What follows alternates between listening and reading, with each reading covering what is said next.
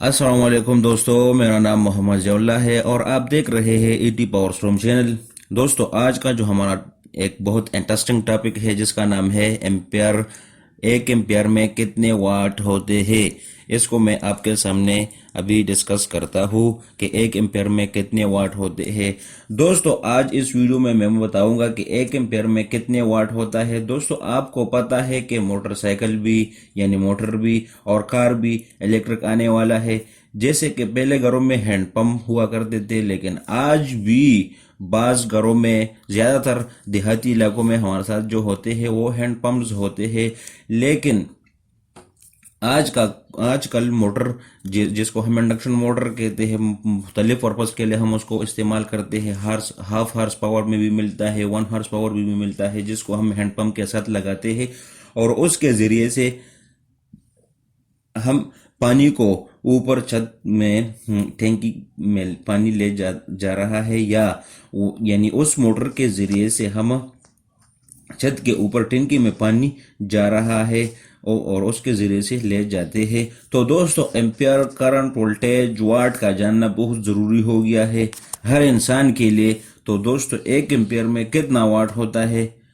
दोस्तों, सबसे पहले मैं आपको बताऊंगा कि एक एम्पियर होता क्या है, यानी एक एम्पियर का मतलब क्या है। अगर आप दोस्त एक एम्पियर को जान जाए तो मालूम हो जाएगा आप दोस्तों को कि एक एम्पियर में कितना वाट होता है। सबसे पहले एम्पियर पर समझाता हूँ, फिर वाट पर समझाता हूँ और एक एम्पियर वाट में कैसे कन्वर्ट करेंगे, यानी एम्पियर को वाट में कैसे कन्वर्ट करेंगे, एक एम्पियर को वाट में कैसे कन्वर्ट करेंगे।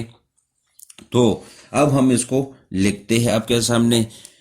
एक एम्पियर हमारे साथ जो होता है, इसी तरह हम उसको लिखते हैं। ये एक एम्पियर हो गया, इसको हम लिखते हैं 1 coulomb per second dividing second. अगर इसको हम टेक्स्ट में लिखे तो टेक्स्ट में है हमारे साथ ये इस तरह होगा, 1 कूलम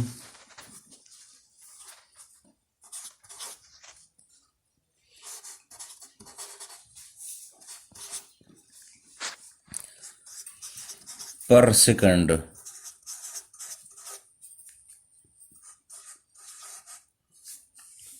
ये हमारे साथ टेक्स्ट में हो गया 1 कूलम पर सेकंड। यहां पर इसको मैं समझाता हूं, आगे चलते हैं फिर मैं उसको समझाता हूं, लेकिन फिर भी एक पॉइंट पर समझाता हूं। यहां पर 1 ampere is equal to 1 coulomb dividing पर सेकंड, यानी एक सेकंड में जितना चार्ज गुजर जाए, जितना कूलम चार्ज गुजर जाए किसी भी कंडक्टर के अंदर, किसी भी वायर के अंदर, किसी भी इक्विपमेंट के अंदर, तो वो चार्ज जो 1 सेकंड में गुजर जाए वो 1 एम्पियर के बराबर होगा। उसको हम क्या कहते हैं, 1 एम्पियर के बराबर रखते हैं और वो 1 एम्पियर होता है। और अगर इसको हम कूलम यानी टेक्स्ट में लेके तो हमारे साथ इस फॉर्म में होगा कि 1 कूलम पर सेकंड, यानी 1 कूलम पर सेकंड में गुजरेगा। ठीक है, अब इसको इसी तरह हम कन्वर्ट करेंगे। कन्वर्ट करने का तरीका भी मैं अभी आपको समझाता हूं कि 1 एम्पियर, यहां पर हमने ये लिखा है क्वेश्चन के 1 एम्पियर में कितने वाट होते हैं। तो यहां पर हम हमारे साथ दो किस्म के पावर्स यानी करंट्स के फॉर्म्स होते हैं, दो तरह के होते हैं। एक होता है एसी, जबकि दूसरा होता है डीसी। इन दोनों को मैं आपके सामने समझाता हूं और इसमें हमारे साथ यानी एसी में हमारे साथ 1 एम्पियर कितने वाट के बराबर होता है और डीसी में 1 एम्पियर कितने वाट के बराबर होते हैं। तो अब इसको हम स्टेप बाय स्टेप दोनों को डिस्कस करता हूं और कन्वर्ट करता हूं, और इसके अंदर आपको कंपैरिजन भी मालूम हो जाएगा और आपको यह मालूम भी हो जाएगा कि एसी के अंदर हमारे साथ 1 एम्पियर कितने के बराबर हो जाएगा, कितने वाट के बराबर हो जाएगा, और डीसी में 1 एम्पियर कितने वाट के बराबर हो जाएगा।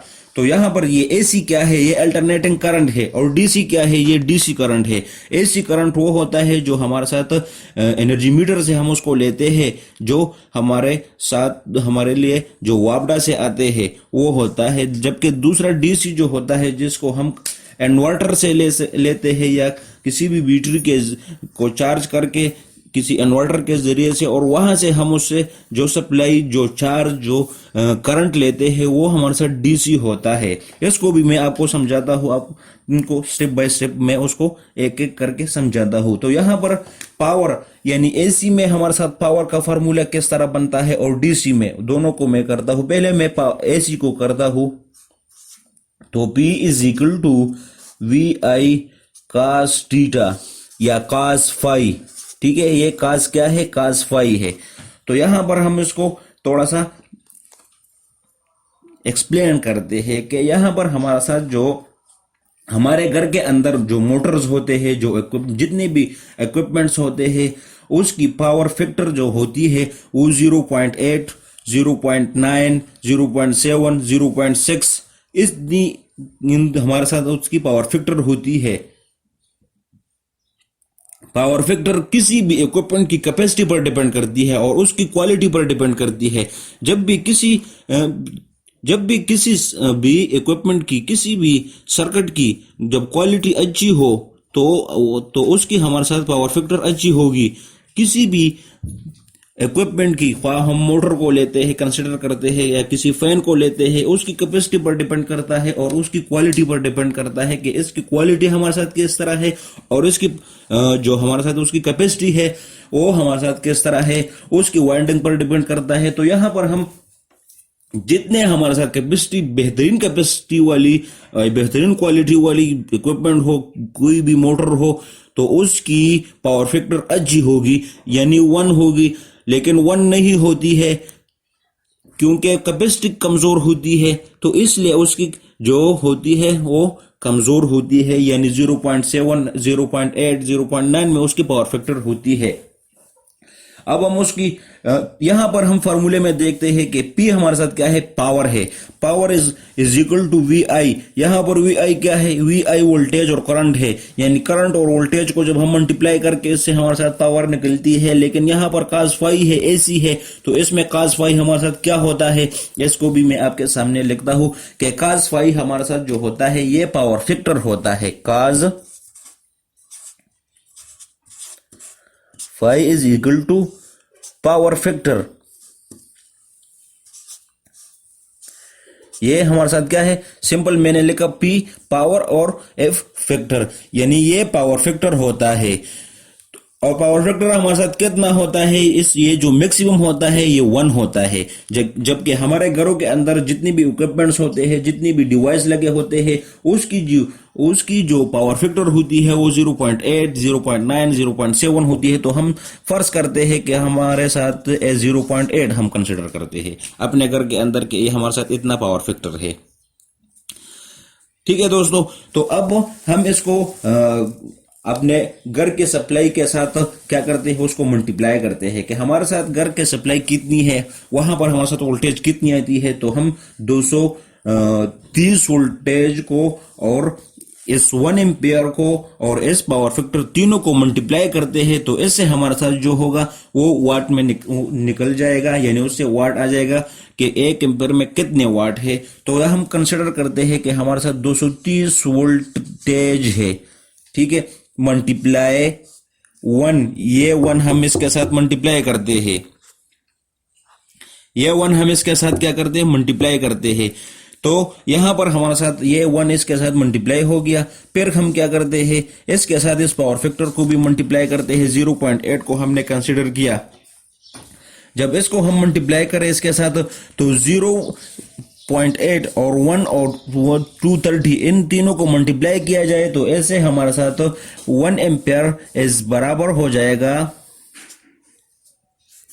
1 एम्पियर इज इक्वल टू, अगर इन तीनों को मल्टीप्लाई किया जाए तो 184 वाट के बराबर हो जाएगा। ठीक है, तो ये क्या है, एसी में 1 एम्पियर 184 वाट यानी 184 वाट के बराबर होता है। एसी आपके घर में जो अल्टरनेटिंग करंट होता है, आपके घर का सप्लाई होता है। ठीक है, जबकि अब हम डीसी की तरफ चलते हैं कि डीसी में हमारे साथ क्या होता है। डीसी में हम इसी तरह जिस तरह हमने यहां पर पावर का फार्मूला लिखा और फिर उसको थोड़ा सा एक्सप्लेन किया, अब हम इस तरह डीसी को भी एक्सप्लेन करते हैं कि डीसी में हमारे साथ क्या होता है। तो डीसी में पावर का फार्मूला क्या है, P is equal to VI। यहां पर हम इसके साथ पावर फैक्टर नहीं लिखते हैं क्योंकि यहां पर ये डीसी करंट है। तो डीसी में हमारे साथ जो cos फाई होता है वो 1 के बराबर होता है। यहां पर मैं लिखता हूं cos phi is equal to 1। यहां पर जो cos फाई बराबर होता है वो 1 के बराबर होता है। तो यहां पर हमने सिंपल डीसी में जो फार्मूला होता है पावर का वो simple P is equal to VI होता है। अब हम इसको थोड़ा सा पढ़ते हैं। यहां पर भी हम पावर जिस तरह हमने यहां पर किया उसी तरह हम यहां पर भी करते हैं कि हमारे साथ वोल्टेज कितना है और एम्पियर कितना है। तो यहां पर हम 1 एम्पियर की वाटेज को मालूम करते हैं कि 1 एम्पियर में कितने वाट होते हैं। तो यहां पर हमारे साथ देखे P इज इक्वल टू, तो वोल्टेज कितना है 230 हमने यहां पर लिया था। तो 230 जिसको हम कहते हैं 230 मल्टीप्लाई 1 यानी 1, 230 मल्टीप्लाई 1, इन दोनों को जब मल्टीप्लाई किया जाए तो हमारे साथ निकल जाएगा कि हमारे साथ कितना क्या है एम्पियर, यानी एक कितना वाट है 1 एम्पियर में। तो हम यहाँ पर cos फाई यानी यहाँ पर हमारे साथ cos फाई 1 के बराबर होते हैं। तो यहाँ पर हम I की जगह पर 1 की वैल्यू डालेंगे, 1 हमारे साथ, तो हम 1 एम्पियर की कैलकुलेशन करते हैं। तो P इज इक्वल टू 230, इन दोनों को मल्टीप्लाई किया जाए तो 230 निकल जाएगा। तो पावर हमारे साथ क्या हो जाएगा 1 एम्पियर में। तो ये हमारे साथ 230 आ गया। अब हम यहां पर लिखते हैं, ये वाट में निकल गया इसका आंसर। तो 1 एम्पियर हमने इसके साथ मल्टीप्लाई किया था।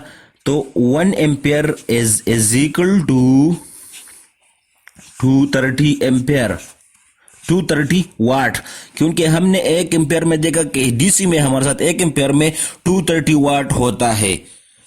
ठीक है दोस्तों, अब हम देखते हैं थोड़ा सा कि यहां पर हमारे साथ जो हमारे घर की सप्लाई होती है डीसी में किस फॉर्म में उसको हम कन्वर्ट करते हैं और एसी में हम उसको किस फॉर्म में कन्वर्ट करते हैं। तो हम सिंपली एक थोड़ा सा एक एग्जाम्पल आपको दिखाता हूं। यहां पर जो हमारे साथ वो सप्लाई आती है, फॉर एग्जांपल एक पोल से हम कंसिडर करते हैं कि पोल से सप्लाई आती है, यहां पर एक इन्वर्टर लगा होता है।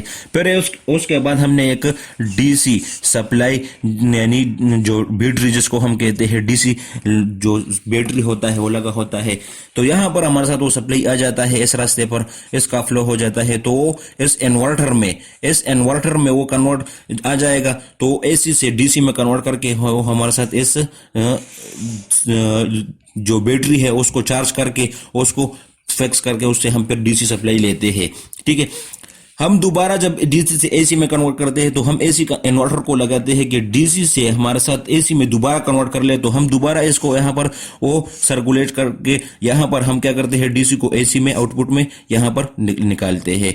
तो हम इसी तरह एक कैलकुलेशन करते हैं। तो दोस्तों आप हमारे ईटी पावर स्टॉर्म चैनल को जरूर सपोर्ट करें, लाइक करें, सब्सक्राइब करें और दोस्तों के साथ शेयर करें। दोस्तों मैं आपके लिए इस तरह बहुत से सपोर्टेड वीडियो, बहुत से यूजफुल वीडियो, बहुत से बेहतरीन वीडियो जो आपके लिए बहुत जरूरी है, खासकर स्टूडेंट के लिए, बल्कि सब के लिए, सब हर इंसान के लिए वो बहुत ज्यादा बेहतरीन है जो मैं आज का वीडियो मैंने आपके लिए बनाया था। इसी तरह मैं बेहतरीन वीडियो और भी बनाऊंगा और आपके साथ डिस्कस करूंगा। दोस्तों अगर आपके जहन में जितने भी क्वेश्चन आते हैं इस टॉपिक के हवाले से, जिस पॉइंट पर, जिस जगह पर आपको समझ नहीं आया हो, तो दोस्तों से गुजारिश है कि हमारे साथ कमेंट्स बॉक्स में जाए और वहां पर हमसे क्वेश्चन पूछे ताकि हम आपको उसका जवाब दे सके। हमारे साथ ही रहिए दोस्तों। अस्सलाम वालेकुम, खुदा हाफिज।